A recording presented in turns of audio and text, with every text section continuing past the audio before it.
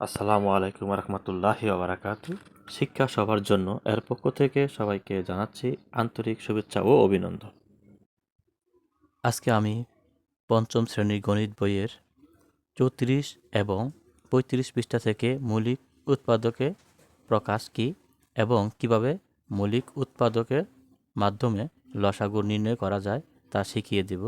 তাই সম্পূর্ণ ভিডিওটি যদি দেখেন তাহলে উৎপাদকের মাধ্যমে লসাগু মৌলিক উৎপাদকের প্রকাশ হলো আমরা লসাগু গসাগু অঙ্ক করলাম।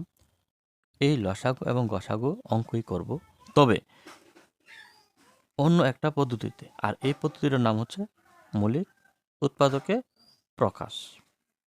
আমরা লসাগু করলাম গুণিতকের মাধ্যমে আর গসাগু করলাম গুণনীয়কের মাধ্যমে। আর গুণনীয়কের অপর নাম হচ্ছে উৎপাদক। আর মৌলিক উৎপাদকে প্রকাশ করলে আমরা প্রথমে জানতে হবে মৌলিক সংখ্যাটা কি।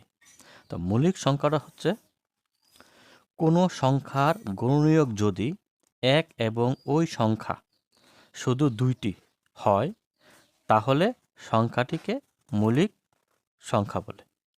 অর্থাৎ কোনো সংখ্যার গুণনীয়ক দুইটি হবে, সংখ্যাটা নিজে এবং এক এবং ওই সংখ্যাটা ছাড়া আর অন্য কোনো গুণনীয়ক থাকবে না, সেটাকে বলে মৌলিক সংখ্যা। আর মৌলিক সংখ্যা শুরু হয় 2 থেকে, যেমন 2, 3, 5, 7, 11, 13, 17, 19 ইত্যাদি মৌলিক সংখ্যা। তাহলে সবচেয়ে ছোট মৌলিক সংখ্যা হলো 2। তাহলে আমরা এবার মৌলিক সংখ্যাগুলো জানলাম এবং মৌলিক সংখ্যা ছাড়া, এই সংখ্যাগুলো ছাড়া অন্য যে সংখ্যাগুলো আছে সেগুলো মৌলিক সংখ্যা নয়। এখন একের একটি মাত্র গুণনীয়ক আছে, তাহলে এক কোনো মৌলিক সংখ্যা নয়, কারণ এর একটি মাত্র গুণনীয়ক আছে যা এক।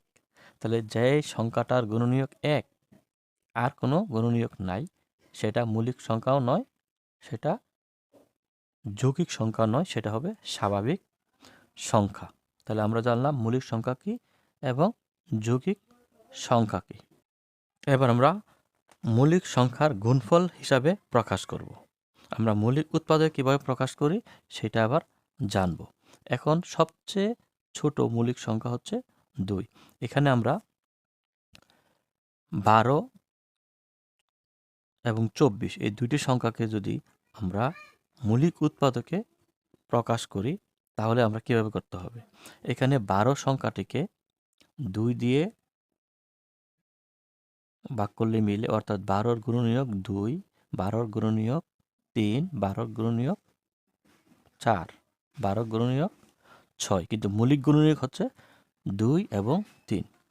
আমরা যদি মৌলিক গুণনীয়ক দিয়ে আমরা এটাকে ভাঙি তাহলে 2 দিয়ে ভাগ করলেও আমরা গুণনীয়ক পাবো, 3 দিয়ে করলেও আমরা গুণনীয়ক পাবো। কিন্তু আমরা যে কোনো সংখ্যাকে মৌলিক উৎপাদকে প্রকাশ করতে হলে আমরা সবচেয়ে ছোট যে সংখ্যা আছে সেই সংখ্যাটা দিয়েই শুরু করব। তাহলে এখন 2 দিয়ে যদি আমরা গুণনীয়ক 2 মৌলিক গুণনীয়ক 3, তাহলে আমরা 3 দিয়ে না, সবচেয়ে ছোট যে মৌলিক গুণনীয়ক আছে সেই সংখ্যাটা দিয়ে আমরা প্রথমে এটা উৎপাদক বা ভাগ করব।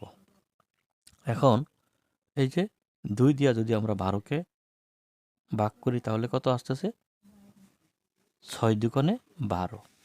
এই 6কে আমরা আবার 2 দিয়ে যদি ভাগ করি 3 দুগুণে 6। এখন দেখা গেল 2ও মৌলিক সংখ্যা, তারপরে 2 এটাও মৌলিক সংখ্যা, 3 মৌলিক সংখ্যা, এখানে আর অন্য কোনো সংখ্যা নাই। এখন যদি আমরা 2 গুণ 2 গুণ 3 এই যে সংখ্যাটা গুণ আকারে প্রকাশ করি তাহলে এইটার ফলাফল হবে 2 আর 2 4, 4 আর 3 4 12। তাহলে এটা হলো মৌলিক উৎপাদকে প্রকাশ।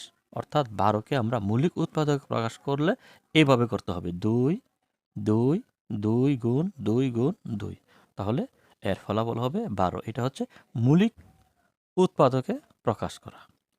এখন 24কে যদি আমরা একই সংখ্যা দিয়ে আমরা করি, দেখা যাচ্ছে 24কে 3 দিয়া এবং 24কে 2 দিয়া আমরা দুইটি গুণনীয়ক পাই। তাহলে আমরা সবচেয়ে ছোট যে গুণনীয়ক সেটা হচ্ছে 2।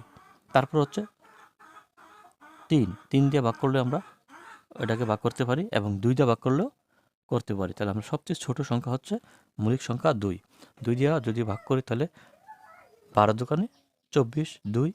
আবার যদি আমরা 3 দিয়া এই যে আবার 2 দিয়ে করি তাহলে 6 দোকানে 12। আবার যদি 6 এর 2 দিয়ে ভাগ করি 3 দোকানে 6, অর্থাৎ সবগুলা মৌলিক সংখ্যা 2, 2, 2 এবং 3। এখন এই সংখ্যাটাকে আমরা গুণ করলে 2 গুণ 2 গুণ 2 গুণ 3, তাহলে 24 হচ্ছে। এইটাই হচ্ছে মৌলিক উৎপাদকে প্রকাশের উপায়। 15 এবং 16 এর লঘিষ্ঠ সাধারণ গুণিতক নির্ণয় করি। যদি সংখ্যাগুলোর কোনো মৌলিক সাধারণ গুণনীয়ক না থাকে তাহলে তাদের লসাগু হবে দুইটি সংখ্যার গুণফল।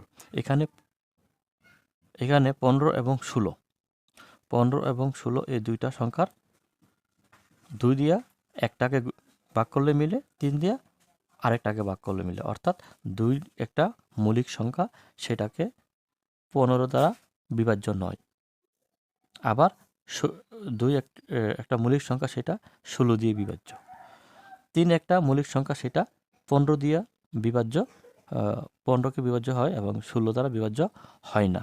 তাই এই দুইটা সংখ্যার গুণ হবে, লসাগু হবে 15 এবং 16 এর গুণফল। যদি কোনো সংখ্যার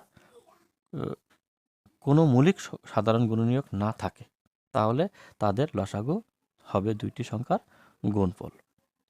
এবার আমরা দেখব 18, 12 এবং 14 এর লঘিষ্ঠ সাধারণ গুণিতক নির্ণয় করি। অর্থাৎ 15, 18, 12 এবং 14 এর লসাগু কিভাবে নির্ণয় করা যায় সেটা আমরা এখন দেখব। তাহলে এখানে দেখা যাচ্ছে যে প্রথমে সাধারণ, এখন 2 দিয়ে যদি আমরা এই 3টা উৎপাদককে ভাগ করি তাহলে 3টা উৎপাদকে কিন্তু আমাদের ভাগ করা যায়, কোনো ভাগশেষ থাকে না। তাহলে 18কে 2 দিয়ে ভাগ করলে 9, 12কে 2 দিয়ে ভাগ করলে 6, 14কে 2 দিয়ে ভাগ করলে 7। তো এখানে আমরা 3টা সংখ্যাকে ভাগ করতে পারছি। অন্তত আমাদের 2টা সংখ্যাকে ভাগ যায় এমন মৌলিক সংখ্যা বের করতে হবে।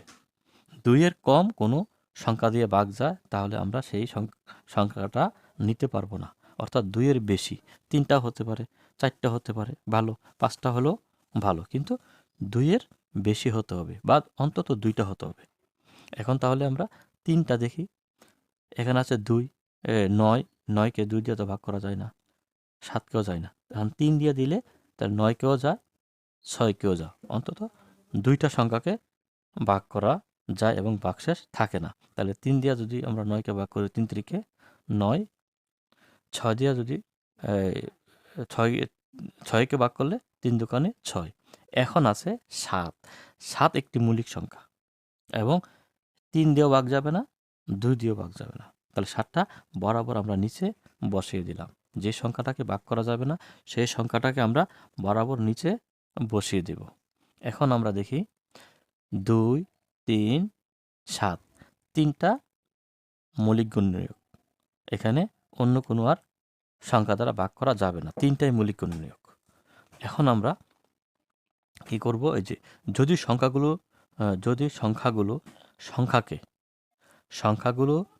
সংখ্যাকে ভাগ করার মতো কোনো মৌলিক উৎপাদক না থাকে তাহলে অন্তত 2টি সংখ্যাকে ভাগ করা যাবে এমন একটি মৌলিক সংখ্যা বের করি। তাহলে এখানে আমরা যেটা করলাম, 3টা সংখ্যাকে ভাগ করা যায় এমন একটা মৌলিক সংখ্যা, তারপর দেখা গেল 2টাকে ভাগ করা যায় এমন একটা মৌলিক সংখ্যা আমরা বের করলাম। যেমন 2 দিয়া 3টাকে ভাগ করা যায়, 3 দিয়া 2টাকে ভাগ করা যায়। এখন 3 নম্বরে আছে যদি অবিভাজ্য সংখ্যাটিকেও নিচে নামিয়ে নিয়ে আসি। এখন যেটা অবিভাজ্য অর্থাৎ যেটাকে ভাগ করা যায় না, যেমন 7, 7কে কি করা যায় না, ভাগ করা যায় না। 7 একটি মৌলিক সংখ্যা, সেটাকে 7 ছাড়া অন্য কোনো সংখ্যা দ্বারা ভাগ করা যাবে না। তাহলে যেই সংখ্যাটাকে শুধু একটা সংখ্যা দিয়ে ভাগ করা যাবে সেই সংখ্যাটা নেওয়া যাবে না। তাই জন্য 7কে আমরা সরাসরি নিচে নামিয়ে দিলাম। এখন বলছে যে উৎপাদকগুলো গুণ করি। এখন উৎপাদকগুলো গুণ করি, এখানে আমরা পাইলাম কত, উৎপাদকগুলো 2, 3, আবার 3, 2 7 এগুলো সবগুলা মৌলিক উৎপাদক। এখন এই উৎপাদকগুলো গুণ করলে 2 গুণ 3 গুণ 3 গুণ 2 গুণ 7, এই উৎপাদকগুলো আমরা কি গুণ করব। আমরা যদি গুণ করি তাহলে দেখা গেল কি এখানে কত হলো 2 গুণ 3, 3 দুগুণে 6, 6কে আবার 3 দিয়ে গুণ করি 3 6 18, 18কে আবার যদি আমরা 2 দিয়ে গুণ করি 18 দুগুণে 36, 36কে 7 দিয়ে গুণ করলে 252 হয়। তাহলে এটি হলো 18, 12 এবং 14 এর লসাগু। আশা করি এই যে লসাগু নির্ণয় করা মৌলিক উৎপাদকের মাধ্যমে কিভাবে করতে হয় তা অবশ্যই তোমরা বুঝতে পেরেছো।